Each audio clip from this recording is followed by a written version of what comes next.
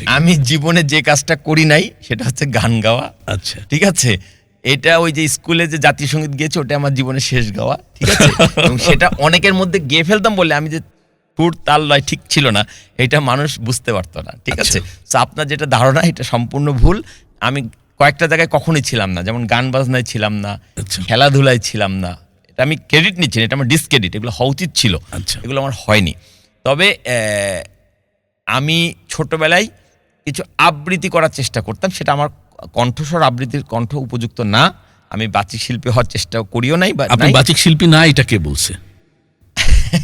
এটা আমার সবার জন্য। আপনি যেভাবে কথা বলেন এবং আমি আপনার সাথে সরাসরি একটা না যেভাবে কথা বলছি, এইভাবে গুছিয়ে কথা বলা একজন বাচিক শিল্পী ব্যতীত সম্ভব না। না না, সেটা শিল্পের ব্যাখ্যা অন্যভাবে থাকতে পারে, নানানভাবে, যে আমি আবৃত্তি করার জন্য আবৃত্তি শিল্পী, কিন্তু আপনি তো কথা বলার জন্য ওই শিল্পটাকে রপ্ত করেছেন। এটা তো এমনি এমনি পারা যায় না, ওটারও তো একটা চর্চা আছে, কৌশল আছে।